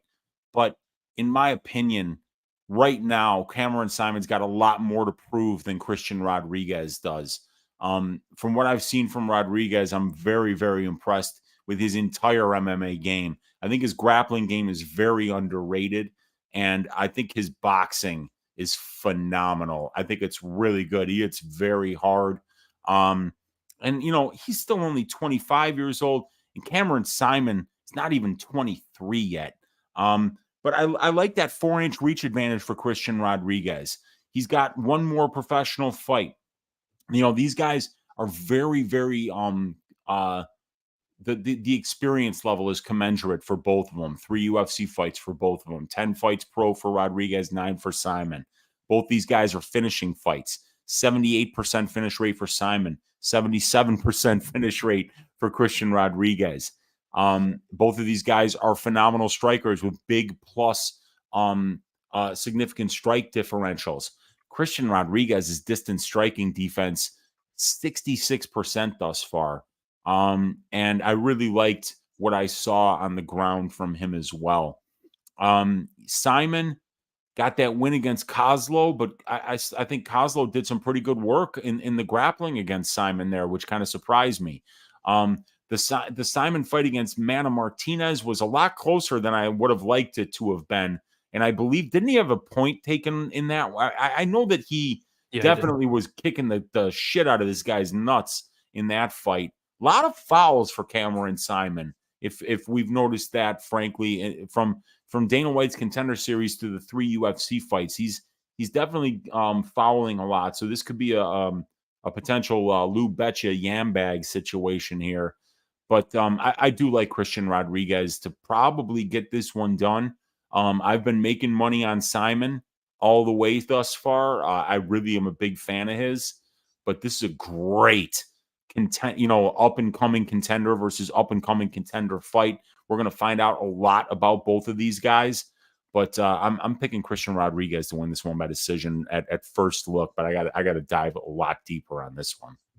Yeah, this is the one where I want to dive very, very deep on. But yeah, looks like the line is closing up here. Rodriguez opened up -170. He's now -125. Cameron Saaiman opened up +145. He is currently +105. And I'm kind of with you. I lean the over. Looks like the over is juiced, though. -175. Just because, like you said, I don't really see anybody finishing Rodriguez ever. I think if there's a finish, it's probably Rodriguez finishing Saaiman. But really, I don't really see that. So I think the over's solid. Any thoughts on the -175 there? It actually opened up -134, it looks like. -175 for the over, you're saying? Yeah, I think that's a lot to lay. It really is. But and it was -200 earlier. So definitely some money has come in on that under because it was sitting at +160 earlier. 4 of these guys, 6 UFC fights thus far have went over 2.5 rounds. And like I said, dude, Simon's gotten hit clean a few times, and this dude's got a legitimate chin on him. And Rodriguez is really tough too. So yeah, I think it goes over, but I'm not laying that kind of juice. I'd much rather have that plus money and just root for violence there. Maybe looks like never mind is saying the C-Rod at 2-3 sub. That's CJ.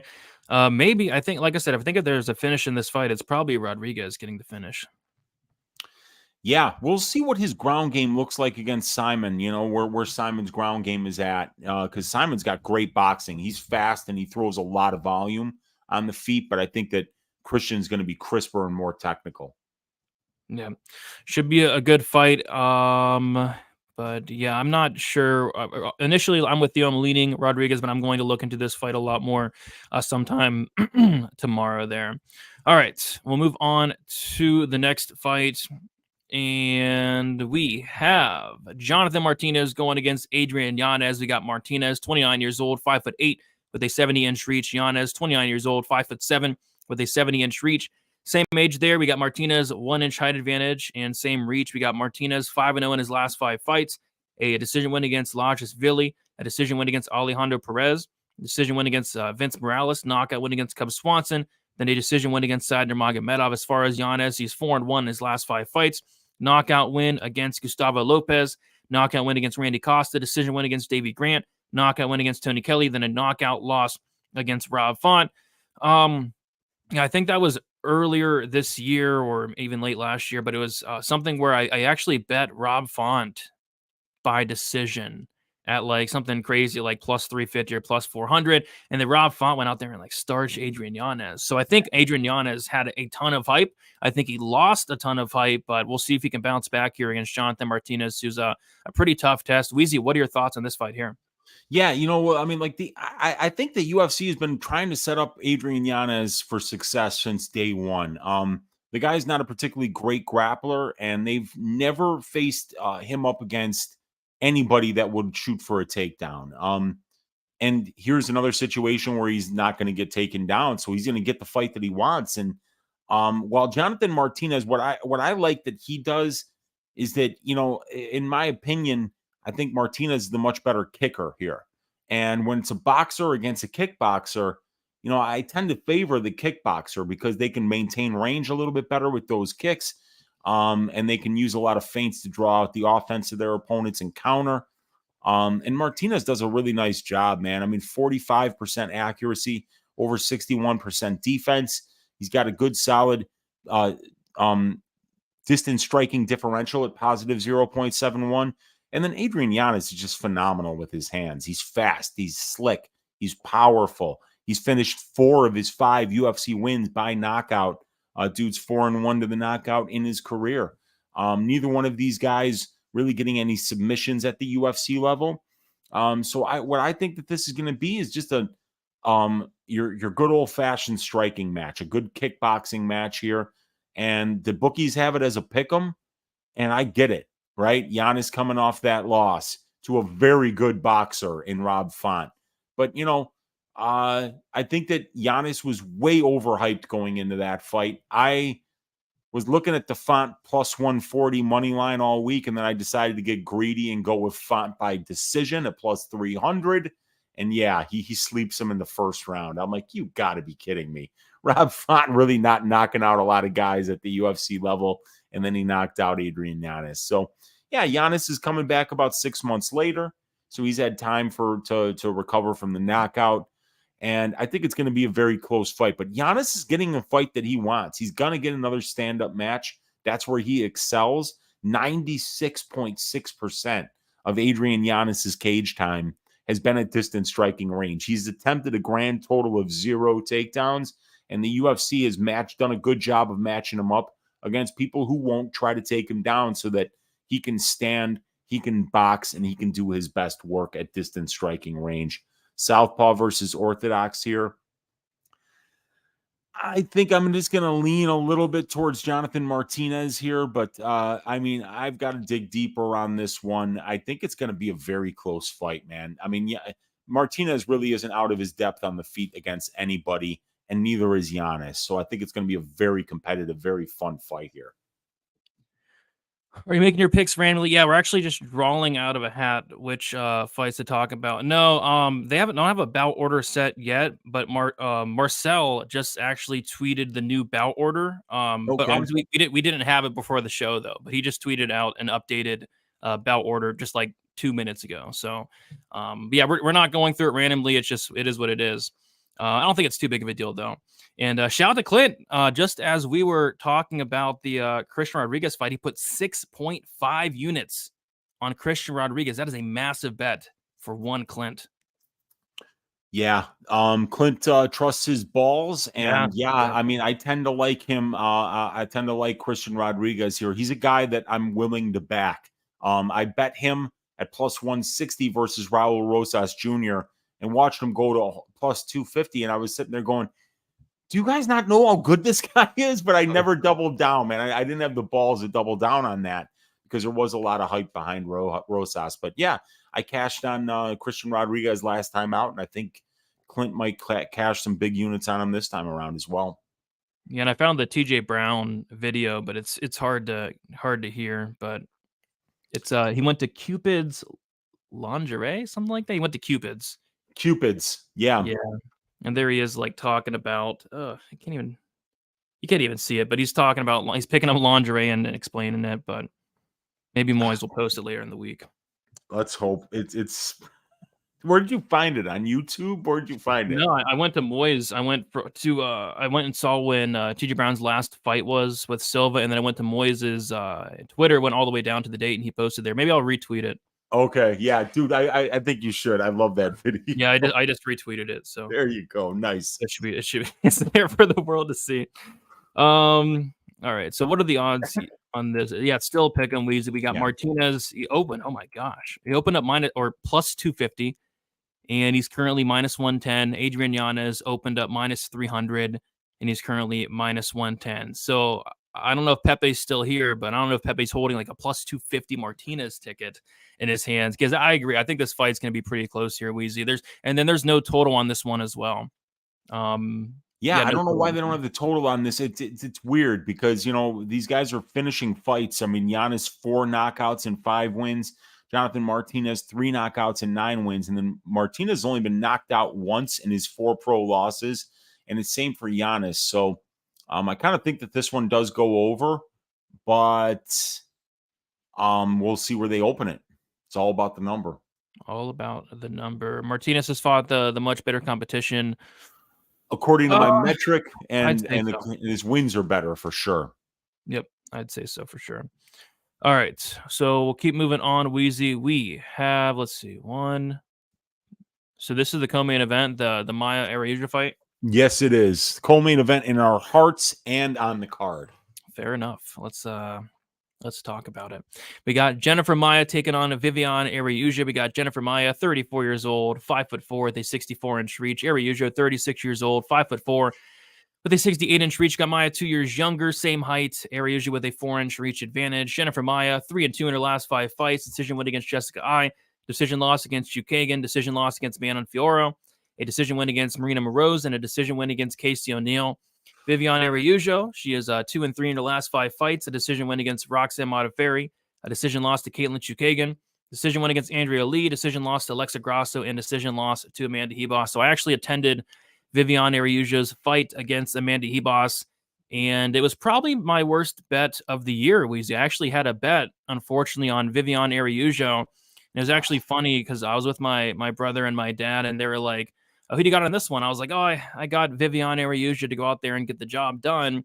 And then she proceeds just to get completely dismantled across 3 rounds. And they were just looking at me like I was the biggest idiot in the world. But yeah, I had a bet on Viviane Araújo at plus money, and she did not pay off her price tag that night. But I guess I've always liked the skills of Araújo. I think she's a very solid striker. She's a black belt in BJJ. Her takedown defense is incredible. Her wrestling's very good as well. I guess the one key piece that has always been really missing from her game is kind of the cardio. She tends to slow down as the fight goes on. I guess maybe the durability is something to worry about now. She got dropped by Amanda Hebos, almost finished there. She also got dropped in, the Andrea Lee fight in the first round as well. But yeah, I don't know. Viviane Araújo, she's 36 years old at this point. Should be another close fight here. Weezy, what are your thoughts on this one? Yeah, dude, it's a Jennifer Maia fight. The one thing that you can count on is that this is going to decision and it's going to be close. That's just the way that Jennifer Maia fights. She stays safe on the outside. Pretty good striking defense at 58%. 35% accuracy. She absorbs a little bit more than she lands, but both of them do. It's just that Viviane is going to hit a little bit harder, be a little bit more accurate.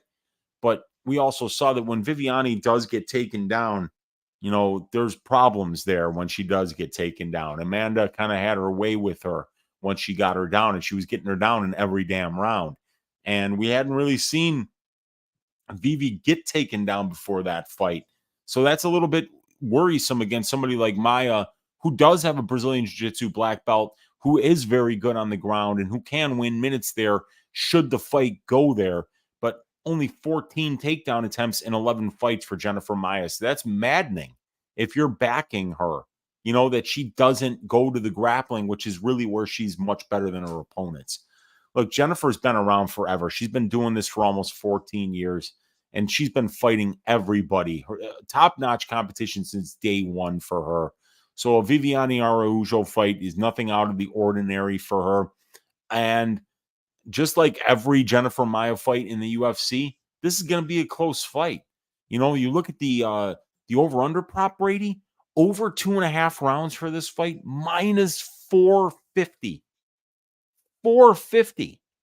So it's going to decision. Do you want to have money on either one of these ladies, knowing that it's literally going to be a coin flip and it could go either way? And you can't make any money betting overs at minus 450.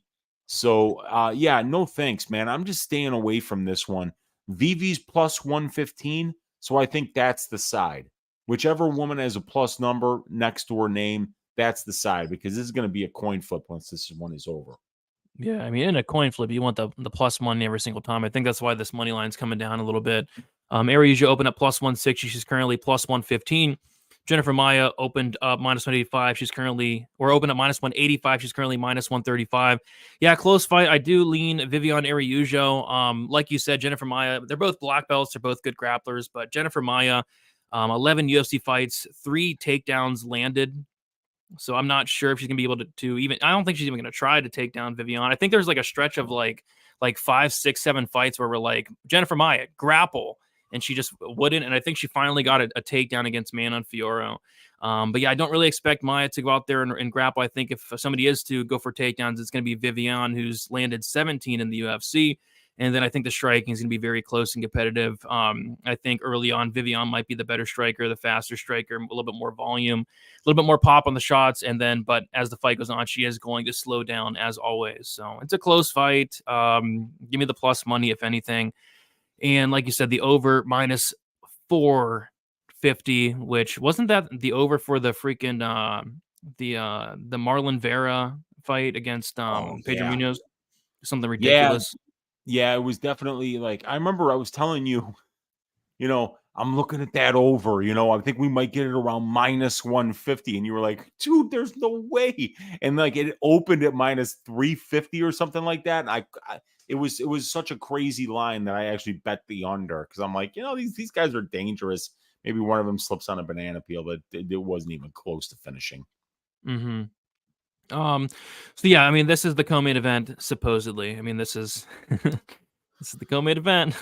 Yeah, that's what they've got on Tapology. Hopefully Marcel has a different bout order, because then everyone's just going to be leaving for sure 17 minutes that this one's going to go. Yeah. All right, Weezy. We don't have the stats for this one. Obviously, this got made like 5 minutes before the show, but just quick thoughts on this new matchup. Terrance McKinney taking on Brandon Maradi. This is a guy, obviously I didn't tape it. This fight got made 5 minutes before the show, but he is out of New England Cartel, and he is 8-1. And then I was taking a look at his record there, just a very, very low level of competition. His last win comes against Lionel Young, who is 11-20. He beat Dion Rubio 3-1. Dan Dubuque. 8-4. Sorry, Mr. Dubuque. He lost to Adil Edwards, 5-1. Chris Rawlings, Joey Sanchez, Robert Best. I'm not even trying to.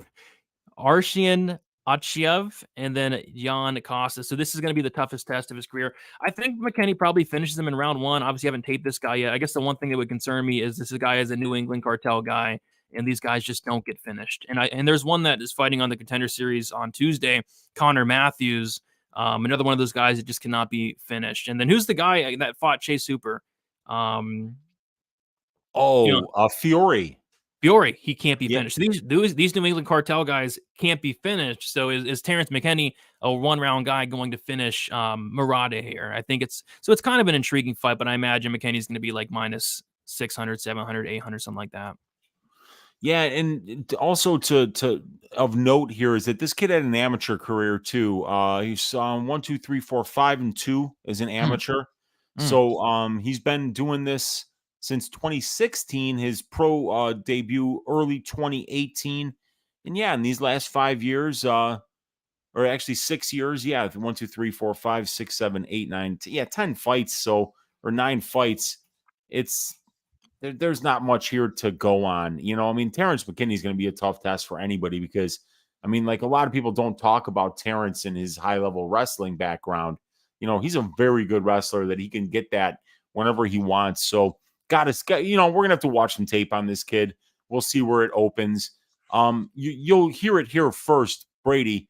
I'm going to like the under 1.5 here, and I'm going to tell you why, because a lot of people are going to be betting the over. Terrance McKinney's actually a pretty good finisher. The guy doesn't have the best gas tank. Everybody else is probably going to be saying later on in the week, because they heard me say that I'm betting the under here. Yeah. I do like the under. Look, we got to watch some tape on this kid, but 11-20 was his last opponent, Lionel Young. He choked him out in the first round. Win by knockout in the second round against Dion Rubio. Split decision win against Dan Dubuque, who's got an 8-4 record. It's 12 professional fights going into that one. A decent record. So yeah, we need to watch the tape and find out. And he had a fight scheduled against the anabolic Arab Ali Zebian, who's actually a really good regional scene fighter. So that would have been a higher level fight, but that one got canceled. I don't know why, but it was at featherweight. He's been fighting mostly at lightweight since then. So yeah, we'll find out more about this kid when we see some tape. Yeah, and back to Big Marcel. Shout out to Big Marcel. It looks like they did update the co-main event. And what is it? Irina Alekseeva, Melissa Dixon. You're kidding. You're bullshitting. I Come am. I on, am man. kidding. I am joking. Wouldn't that be something? That would be something. People would be like, dude. Oh, man. That would be wild if they did that. It would be wild. All right. So, Weezy, we have one fight left. We have the main event. We have Sodiq Yusuff taking on Edson Barboza. We got Yusuff, 30 years old, 5'9" with a 71-inch reach. Barboza, 37 years old, 5'11", 75-inch reach. Yusuff, 7 years younger. Barboza with a 2-inch height advantage and a 4-inch reach advantage. We got Yusuff is 4-1 in his last 5 fights. Knockout win against Gabriel Benitez. Decision win against Andre Fili. Decision loss against Arnold Allen. Decision win against Alex Cháirez. And then a submission win against Don Cháirez. As far as Edson Barboza, he is 3-2 in his last 5 fights. Decision win against Makwan Amarikani. Knockout win against Shane Burgos. The knockout loss against Giga Chikadze. Decision loss against Bryce Mitchell. Then a knockout win against Billy Quarantillo. So, yeah, I don't know. And this is a fight that I did dive pretty deep on, and I ended up on the Sodiq Yusuff side here. And here's why. Edson Barboza, first and foremost, he's 37 years old at this point. This is a guy that fought a good amount of his career at lightweight, had a good amount of featherweight fights as well. But this cut to featherweight has to be just so tough on Edson Barboza. I'm not sure how he's doing it at 37 years old at this point. And then also the cardio for Edson Barboza is something that I'm not too high on. So we have seen him go actually into a 4th and 5th round before, whereas we have not with Sodiq Yusuff. So we saw Barboza fight Kevin Lee. It was back in, I think, 2017, 2016 maybe. And yeah, he looked really tired in that 4th and 5th round. Ended up being, I think, a doctor's stoppage in that one. But completely different matchup, so you take it for what you will. And then we also saw him have a 5-round fight scheduled with Justin Gaethje. Justin Gaethje finished him in the first round. Then we also saw him have a 5-round scheduled fight against Giga Chikadze. And I just didn't like the body language in that fight. I know it's Giga, and Giga's a very good striker, but, so is Sodiq Yusuff. But, Giga kind of chopped him down and beat him up, and just didn't like the body language of Barboza late 2nd, 3rd round, especially Giga ended up finishing him late. So I feel like as this fight goes on, I feel like it's going to favor the much younger Sodiq Yusuff, a guy that is probably going to have the cardio advantage here. The durability of Yusuff kind of worries me a little bit. We've seen him dropped a few times. We saw him get dropped against Arnold Allen. We saw, who was it? Somebody else. Oh, it was Gabriel Benitez. Gabriel Benitez hurt Sodiq Yusuff very bad in the first round, but at the same time, he's never been knocked out in the UFC or Contender Series combined.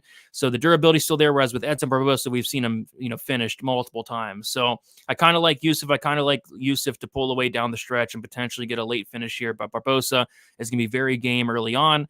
And I just don't like the fact that he's 37 years old, cutting down to featherweight at this point. Just doesn't make a ton of sense to me how he's still able to go out there and compete the way he is. So, Weezy, what are your thoughts on this main event? Yeah, what's up with Yusuff? He was injured, right? I mean, because he's been gone for a year. Yeah, he's injured. Well, do you know what the injury was? Was it a knee injury? No, I can potentially try to find out. Yeah, let's have maybe somebody in the chat can help us out here either. But yeah, I mean, Sodiq has had a pretty good experience deficit here to Edson. Edson's got 19 more fights, 7 more years in the game. Since 2013, he's got 16 more UFC fights and almost 200 more minutes in the UFC cage. But you know what? Sodiq Yusuff has been fighting the same style of fighter. I mean, Gabriel Benitez, Andre Fili, Arnold Allen, Alex Cháirez. These guys are kickboxers, and just like Edson Barboza. And we just see him kind of like taking those small steps up every time. He didn't handle the Arnold Allen fight as well as you would hope. But you know what? I mean, other than Max Holloway, who's out there really handling Arnold Allen? So this isn't 37-year-old Edson Barboza. Man, that fight against Shane Burgos was incredible. And that was what got everybody on Barboza against Giga. And then Giga smoked him. I remember that Barboza card. I think it was the first card I ever started tracking my bets, Brady. It's down like 4.5 units on that. I remember it was a bloodbath for everybody. and nobody expected Edson Barboza coming off a knockout over Shane Burgos to go out there and lose to Giga, who was taking a big step up in that spot. But that's exactly what happened here. And if Yusuff is fully healthy and returning from the injury that's kept him out for this long, yeah, I got to think that he's going to be the one that gets the job done here. I've been really blown away by his striking so far, and it's against good opponents, dude. Gabriel Benitez is a very talented kickboxer. Andre Fili is a very talented kickboxer. Same thing with Arnold Allen. Same thing with Cháirez, and he's winning 3 out of those 4 fights. So, yeah, I'm going to lean with Yusuff here. Barboza at this age is not somebody I want to be backing, but I think that this is going to be a kickboxing match. And if it's that, Edson Barboza is not going to be out of his depth here. I think it's going to be a pretty close main event. And I think that Sodiq Yusuff at -150 is about where the line should be, because he's going to be fighting an opponent who really does his best work when he's allowed to stay at kickboxing range and not being wrestled. And Sodiq Yusuff has only attempted 7 takedowns in 7 UFC fights. So I don't know if we can count on him to grapple here. Yep, Cháirez, good point. Main event dogs have been barking Brady, but I think we're due for some regression, right, Weezy? I think 6 of the last 10 main events have had an underdog win. Yeah, then you probably would see some regression to the mean here, especially after a plus 450 underdog by fight time wound up getting a knockout win in 30 seconds. So yeah, you might see a little bit of regression this week, but yeah, Sodiq Yusuff coming off a serious injury here, so you don't want to go full in on a guy like that, who potentially, who just hasn't been as active right now as Edson Barboza has been lately. No, I don't think I'm betting this fight. Yusuff currently sitting at -155. Barboza sitting at +135. I think that's exactly where I'd line it. -150 Yusuff sounds about right to me. I like the cardio, the youth there, the striking, probably the durability advantage at this point as well. But Barboza is, still going strong at 37 years old. So we'll see. But I do slightly lean the Yusuff side. I don't think there's much meat on the bone in terms of that -150 price tag. Any thoughts on the money line for you, Weezy? Yeah, I think it's right about where it should be, man. I think -150 for Sodiq Yusuff makes a ton of sense. And we'll see where it goes as the week goes on here. But yeah, I'd like to know a little bit more about why Sodiq was out for 1 year. Yeah, I don't know. I know it was an injury. It's just I don't know what injury it was. So maybe we'll find out throughout the week. Any thoughts on the over under? They stood it at 3.5, over 3.5, -130, under 3.5, +100. I'm kind of kicking myself because last week I really liked the violence in the Dawson fight. It would have been such a sweat-free bet. The violence. I should have just bet the violence. It opened at -150 for the under 4.5.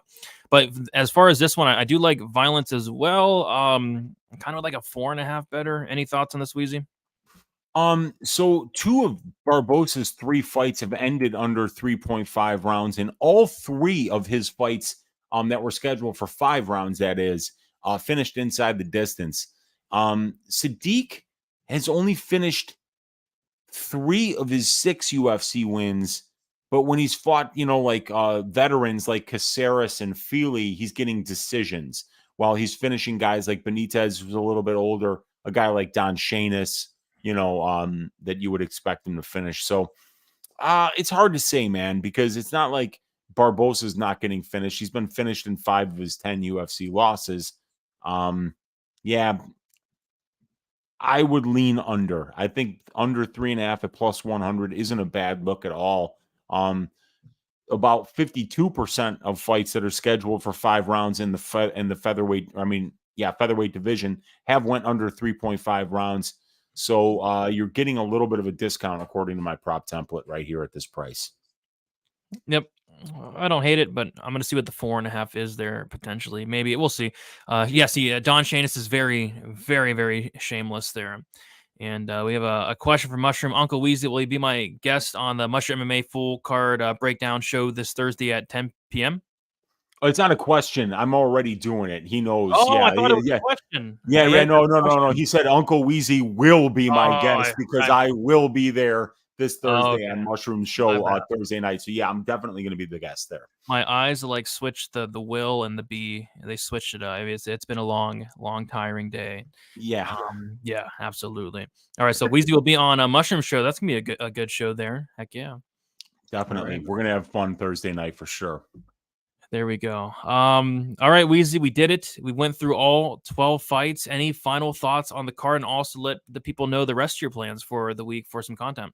Yeah, I mean, as far as the card goes, I'm really looking forward to this Saaiman Rodriguez fight. I'm really looking forward to the Petroski Pereira fight. Martinez Yanez is a great fight. Sodiq Yusuff, after a year off, I want to see how he performs against a high level kickboxer in Edson Barboza. So while some of these fights are kind of meh, I'd love to see Darren Elkins get wheeled into the octagon. How awesome would that be, man? That would be great. And I'm hoping that Irina Alekseeva comes out with that same haircut, with that same dancing. I hope she misses weight by 5 pounds, and then Melissa Dixon goes in there and absolutely mops the floor with her. That would make me really happy. But yeah, Tuesday night, Brady, 10 o'clock Central Time, just the tip with Uncle Weezy. We'll do a full card breakdown. I'll give you all my track bets, give you the Bootsy Collins underdog pick of the week, finish with Uncle Weezy's ass shaving of the week. Wednesday, we'll do Ask Weezy. Thursday night, I'll be on Mushroom Show. Wednesday night, 8 p.m. Central Time, right here on Pub Sports Radio. We'll be doing the DFS show. The only thing left to do at that point will be to stack cashed tickets like flapjacks for UFC Vegas 81. Let's get it. Let's get it. Yeah. Interesting card. It's an interesting card. Kind of a sketchy card. Kind of a lot of sketchy fights on this card. Like a freaking Alekseeva fight, the Brown fight, like you said. But it's gonna be fun as always. But yeah, thank you all so much for watching. If you guys could leave a like on your way out, subscribe to the channel. Be sure to check out the Pub Sports Radio pick contest. You can get in right now. It's open right now. So you don't forget your picks and get them in by Saturday. There, free to enter. $100 to first. Other than that, I'm going to be getting up my Contender Series breakdown video tomorrow afternoon, morning-ish. I have like half of a fight left to tape. And then tomorrow evening, going to be doing a very special Dana White's Contender Series finale breakdown, best bet breakdown. We got myself, we got Lou Betcha, we got Gordo, and surprise, Uncle Weezy, you're coming on breaking down the Contender Series. What? I didn't know that. No, I'm actually just joking. That'd be so mean. No, it's just me, Lou, and Gordo. I'm not going to make Weezy tape six fights. But I got Cortavius Ramius taped. Yeah, I do have him taped, but none of the other people do I have taped. So I'm going to let the professionals in you and Gordo and Lou break down that card. Yeah, we'll break down the 6 fights. They're going to be very special finale type episode. What time is the show? Mushroom asked. 7 Eastern time, aiming for 7 Eastern time in there. Really looking forward to that one there. All right, guys, best of luck for UFC Vegas 81, and enjoy the fights. We'll see you guys really soon. Peace.